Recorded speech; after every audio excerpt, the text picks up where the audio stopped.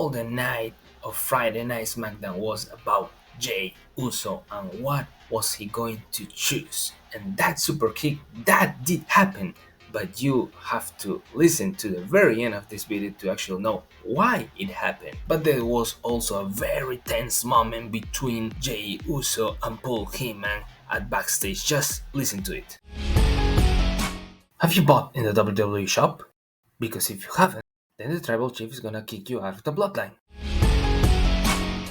So if you wanna stay on the bloodline, please go to the WWE shop with the link that I leave you in the description. Now, let's see the top 5 things that happened at Friday Night SmackDown. So at number 5, we had 4 qualifying matches for Money in the Bank. And we had Damage Control basically dominating the night because we had Io Sky qualifying for Money in the Bank, and also we had Bayley qualifying for Money in the Bank. And on the men's, we had Santos Escobar qualifying for Money in the Bank, and also we have Butch from the Brawling Brutes qualifying for Money in the Bank. So I think it's getting to really interesting matchups going into Money in the Bank. But I do believe that on the men's Money in the Bank, I think it's gonna be LA Knight who takes that briefcase.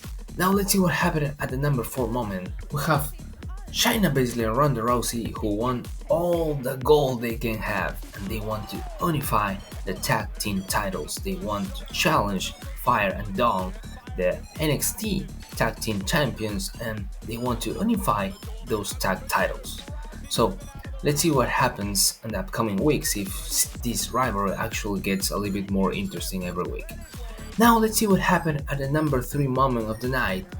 And there are several teams that won those tag team titles from Kevin Owens and Sami Zayn. You had the Street Profits, you had the Brawling Brutes, you have the Pretty Deadlifts. They all won a gold. So Adam Pearce, he did set up a match for next week. It's gonna be a gauntlet match, and the winner is gonna face Kevin Owens and Sami Zayn. Wow, that's gonna be a really great match for next Friday Night SmackDown. Let's see what happens. At the number 2 moment of the night, it was Asuka, because she has now a new title and a new rival, because we had the return from Charlotte Flair. She's back and she wants Asuka and she wants her title, and she was very direct. And when Asuka tried to attack Charlotte with her miss, Charlotte actually avoided it and sent Asuka out of the ring with a kick. So we have now a new challenger for Asuka, and it's Charlotte Flair. And what happened at the top moment of the night? And it was the night of Jey Uso. Actually, we didn't see Roman Reigns tonight at Friday Night SmackDown, so we're actually having the choice, Jey Uso's choice, next Friday night at SmackDown. But it still was very interesting because at the very beginning of the show, it was Paul Heyman talking to Jey Uso. And he started to tell Jey that his brother Jimmy is jealous of him because the tribal chief Roman Reigns actually wants Jey Uso to be the next tribal chief. Yes, that's what he said.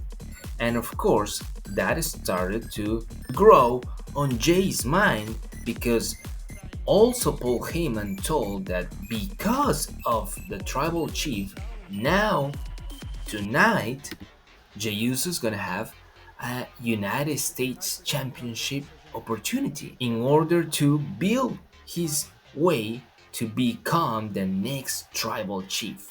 So the strategy from Roman Reigns and Paul Heyman is very clear right now. They are offering Jey Uso everything so he can stay at the bloodline. During the night, we also had Sami Zayn talking to Jey Uso, trying to tell him, hey, do not listen to Paul Heyman and the tribal chief. And then we also had another backstage segment where Jey Uso and Paul Heyman started talking again, and Jey Uso told Paul Heyman, if I am in the bloodline, you are out of the bloodline. Wow, what is gonna happen next week with Jey Uso and Paul Heyman and Roman Reigns? And the main event, it was Jey Uso with his opportunity to become the new United States champion.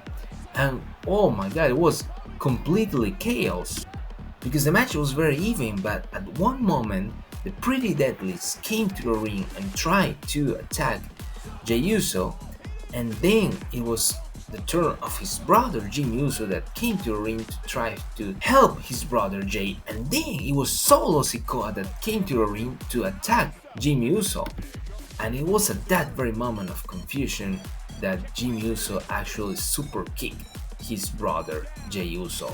Oh my god, and that very moment, that was what actually cost Jey Uso the victory over Austin Theory, and Austin Theory retains.